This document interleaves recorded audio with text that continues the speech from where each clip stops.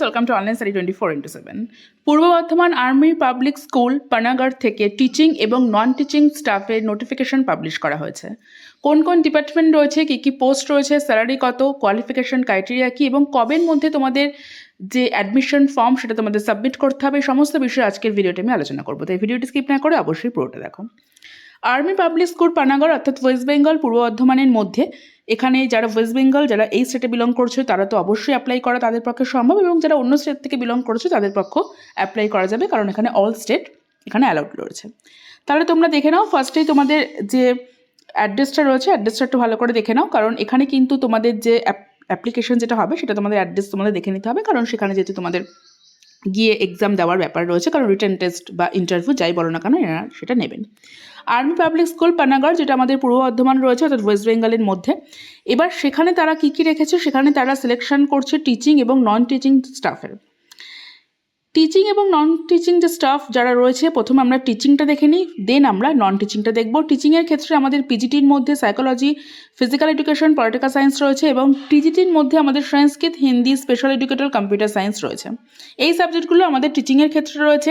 দেন আমাদের নন টিচিংয়ের মধ্যে আসি। নন টিচিংয়ের মধ্যে আমাদের রয়েছে head clerk, lower division clerk অর্থাৎ এলডিএস, মানে এলডিসি যেটা, librarian, supervisor, administration, receptionist, science lab attendant, computer laboratory technician, তোমাদের গার্ডেনার, এবং তোমাদের কিন্তু রয়েছে হাউসকিপিং স্টাফ। ওকে, এগুলো তোমাদের গেল নন টিচিং স্টাফের মধ্যে। অর্থাৎ যারা এখানে টিচিংয়ের মধ্যে যারা অ্যাপ্লাই করতে চাও তারাও পারো, এবং তারা নন টিচিংয়ের মধ্যে যারা অ্যাপ্লাই করতে চাও তারাও পারো, দুটোর ক্ষেত্রেই কিন্তু পোস্ট এসেছে। কোয়ালিফিকেশনটা আমরা দেখে নিই কী কী দিয়েছে। কোয়ালিফিকেশন ক্রাইটেরিয়ার মধ্যে এরা কী কী রেখেছে, যারা টিচিং স্টাফের জন্য, যারা পিজির জন্য অ্যাপ্লাই করছো অর্থাৎ 11-12 জন্য যারা অ্যাপ্লাই করছো, সেখানে তোমাদের অবশ্যই এক পোস্ট গ্রাজুয়েশন ডিগ্রি থাকতে হবে, সাথে 50% মার্কস, এবং সাথে অবশ্যই বিএড, ঠিক আছে। এবং যারা পিজিটি ফিজিক্যাল এডুকেশনের জন্য অ্যাপ্লাই করেছো তাদের গ্র্যাজুয়েশন থাকতে হবে ফিজিক্যাল সায়েন্সের ওপর, এবং নয়তো তোমাদের বিপিএড যেটা থাকতে হবে সেটা থাকতে হবে। সেই মানে তোমাদের অ্যাকচুয়ালি যদি গ্র্যাজুয়েশন কেউ করো ফিজিক্যাল সায়েন্স মানে ফিজিক্যাল এডুকেশনের ওপর, সেটাও যেমন চলবে, এবং ফিজিক্যাল এডুকেশনের উপর গ্র্যাজুয়েশন যেমন চলবে, তেমন তোমাদের বিপিএড যেটা তোমরা থাকে ব্যাচেলার যেটা ডিগ্রি ফিজিক্যাল এডুকেশনের উপর বিপিই, সেটাও করলেও চলবে। এবং তোমাদের যদি কেউ ব্যাচেলার অফ সায়েন্স মানে বিএসসি যদি কেউ হেলথ অ্যান্ড ফিজিক্যাল এডুকেশনের উপর করে থাকো সেটা হলেও চলবে। এবং তোমাদের ডিগ্রি থাকতে হবে কোর্সের ওপর, যেখানে তোমাদের অ্যাটলিস্ট 55 মার্কস থাকতে হবে ন্যাশনাল কাউন্সিল ফর টিচিং এডুকেশনে ডিপার্টমেন্টের থেকে।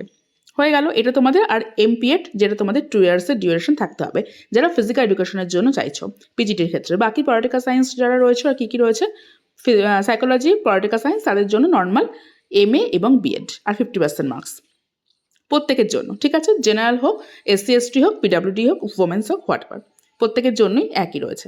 দেন তোমাদের টিজিটির জন্য কি রয়েছে, গ্র্যাজুয়েশন থাকতে হবে এবং বিএড থাকতে হবে, 50% মার্কস থাকতে হবে, এবং যারা 50% মার্কস যারা গ্র্যাজুয়েশনের কোয়ালিফাই করেনি তাদের পোস্ট গ্র্যাজুয়েশন থাকতে হবে মেন সাবজেক্ট, এবং সেখানে তোমাদের 50% মার্কস থাকতে হবে, ঠিক আছে। এটা তোমাদের ক্লিয়ার হলো। অর্থাৎ অনেকেরই থাকতে পারে গ্র্যাজুয়েশনে 50% মার্কস নেই, সেক্ষেত্রে তারা বলেছে মেন যে সাবজেক্টটা সংস্কৃত বলো, হিন্দি বলো, তাদের ওপর পোস্ট গ্র্যাজুয়েশন থাকতে হবে, এবং সেখানে 50% মার্কস তোমাদের অবশ্যই থাকতে হবে। এবং টিজিটির কম্পিউটার সায়েন্স যেটা, সেখানে তোমাদের বিসিএ আর গ্র্যাজুয়েশন কম্পিউটার সায়েন্সের ওপর থাকলে হবে, এবং বি এবং বিটেক যদি কম্পিউটার সায়েন্সের ওপর থাকে, আইটি থাকে, সেটা হলো চলবে। বা গ্র্যাজুয়েশন যে কোনো সাবজেক্টে থাকার পর কেউ যদি এ লেভেল কোর্স যদি কেউ করে থাকো তাহলে তোমাদের সেটা গ্রাহ্য করা হবে। এবার আমরা আসছি নন টিচিং স্টাফের ক্ষেত্রে। নন টিচিং যে স্টাফটা এটা রয়েছে, নন টিচিং স্টাফের ক্ষেত্রে তোমাদের ফার্স্টেই তোমাদের রয়েছে হেড ক্লার্ক। সেখানে তোমাদের এক্স সার্ভিসম্যান যারা ক্লার্কের কাজ অলরেডি করেছো, যাদের 55 ইয়ার্স এজ হয়ে গেছে এবং তাদের 5 to 10 ইয়ার্সের একটা এক্সপিরিয়েন্স রয়েছে অফিস ম্যানেজমেন্টের ক্ষেত্রে, অ্যাকাউন্ট হ্যান্ডলিংয়ের ক্ষেত্রে, তারা এখানে অ্যাপ্লাই করতে পারো, ঠিক আছে। যেহেতু হেড ক্লার্ক সবসময় আমাদের এক্সপিরিয়েন্স লোক দরকার পড়ে। এবং লোয়ার ডিভিশন যে ক্লার্ক যেটা রয়েছে এলডিসি, সেখানে কিন্তু গ্র্যাজুয়েট যারা রয়েছে বা 10 ইয়ার্সের একটা সার্ভিস যাদের রয়েছে ক্লার্কের ক্ষেত্রে, তারা অ্যাপ্লাই করতে পারো। কম্পিউটার নলেজ অফ কম্পিউটার এমএসের এটা দরকার হবে, স্পিড যেটা 12,000 তোমাদের কি থাকবে per hour, basic knowledge of accounting এটা তোমাদের থাকতে হবে এলডিসির ক্ষেত্রে। লাইব্রেরিয়ানের ক্ষেত্রে তোমাদের গ্র্যাজুয়েশন উইথ ডিপ্লোমা লাইব্রেরি সায়েন্সের ওপর থাকতে হবে কোনো একটা রেকগনাইজ ইনস্টিটিউট থেকে। যেটা তোমাদের সুপার অ্যাডমিনিস্ট্রেশন যেটা, সেখানে তোমাদের ম্যান্ডেটরি কি থাকবে, সেখানে তোমাদের রিটায়ার থাকতে হবে যারা এই অ্যাডমিনিস্ট্রেশন কাজে যারা এক্সপিরিয়েন্স রয়েছে সেখান থেকে। Should be age less 55 years, এটা তোমাদের থাকতে হবে যখন জয়েনিং সে করবে সেক্ষেত্রে। আর বেসিক নলেজ তোমাদের হ্যান্ডেলিং একটা কম্পিউটার এবং যে স্টোর তোমরা হ্যান্ডেল করেছো সেখানে একটা বেসিক নলেজ আপনাদের থাকতে হবে। এটা রয়েছে সুপারভাইজার অ্যাডমিনিস্ট্রেশনের ক্ষেত্রে। এবং যারা রিসেপশনিস্টের জন্য যারা অ্যাপ্লাই করবে তাদের ক্ষেত্রে গ্র্যাজুয়েটেড থাকতে হবে, 10 ইয়ার্স এক্সপিরিয়েন্স থাকতে হবে as a clerk, ex serviceman. Actually ex সার্ভিসম্যানের জন্য তারা নন টিচিং স্টাফটা পুরোপুরি তারা রেখেছে, এবং এমএস এবং তোমাদের এমএস অফিস এবং বেসিক কম্পিউটার নলেজ এবং অ্যাকাউন্টেন্সির নলেজ তোমাদের থাকতে হবে। সায়েন্স ল্যাব অ্যাটেন্ডেন্টের জন্য ফিজিক্স, কেমিস্ট্রি, বায়োলজি তোমাদের জাস্ট 12 পাস ওই সায়েন্সে হলেই হবে, অর্থাৎ এখানে কোনো রকম এক্সপিরিয়েন্সের দরকার নেই সায়েন্স ল্যাব অ্যাটেন্ডেন্টের জন্য। কম্পিউটার ল্যাবরেটরি টেকনিশিয়ানের জন্য কোনো রকম 12 এবং 1 ইয়ার ডিপ্লোমা থাকলেই হবে কম্পিউটার সায়েন্সের ওপর, সেখানেও কোনো রকম এক্সপিরিয়েন্সের দরকার নেই। গার্ডেনারির জন্য তোমাদের 10 ইয়ার্সের কোনো সার্ভিস বা এক্স সার্ভিসম্যান দরকার পড়বে, এখানেও তোমাদের এক্সপিরিয়েন্সের দরকার থাকছে। এবং হাউসকিপিং স্টাফের জন্য তোমাদের just 10 year service for ex serviceman এখানেও, অর্থাৎ তোমাদের শুধুমাত্র এক্সপিরিয়েন্স প্রত্যেকটাই 10 ইয়ার্সের এক্সপিরিয়েন্স দরকার, শুধুমাত্র তোমাদের সায়েন্স ল্যাব অ্যাটেন্ডেন্ট এবং কম্পিউটার ল্যাবরেটরি টেকনিশিয়ানের জন্য কোনো রকম এক্সপিরিয়েন্সের দরকার নেই। ঠিক আছে, এবার তোমাদের এজটা একবার দেখে নাও, যে এজটা রয়েছে যারা ফ্রেশ, যারা ক্যান্ডিডেট ফ্রেশার যারা, তাদের 40 ইয়ারের মানে 40 বছরের কোনোভাবেই কম, মানে 40 বছরের বেশি হচ্ছে কোনোভাবে হওয়া যাবে না। ঠিক আছে, আর এক্সপিরিয়েন্স ক্যান্ডিডেট তারা হচ্ছে 57 ইয়ার্স তারা থাকবে, যারা এক্সপিরিয়েন্স যারা তারা 57 থাকবে। 5 ইয়ার্সের একটা যে এক্সপিরিয়েন্স যেটা বলছে সেটা 5 ইয়ার্সের এক্সপিরিয়েন্স তোমার থাকতে হবে, এটা হচ্ছে বলছে যেখানে এক্সপিরিয়েন্স দরকার পড়ছে। বাকি ক্ষেত্রে এক্সপিরিয়েন্সের দরকার পড়ছে না, যেখানে সেখানে এক্সপিরিয়েন্স নিয়ে অত মাথা ঘামিয়ে দরকার নেই, জাস্ট তোমাদের 40 বছরের মধ্যে থাকলেই তোমাদের হবে। তোমরা এখানকার যে ওয়েবসাইট, সেই ওয়েবসাইটে গিয়ে তোমরা অ্যাপ্লাই করতে পারো। www, তোমরা দেখতে পাচ্ছ ওয়েবসাইট এখানে .waes.com, এখানে গিয়ে তোমরা অ্যাপ্লাই করতে পারো। এদের অফিসিয়াল ওয়েবসাইট যেটা রয়েছে পানাগড়ের পূর্ব বর্ধমানে, সেই ওয়েবসাইটে গিয়ে তোমরা অ্যাপ্লাই করতে পারো।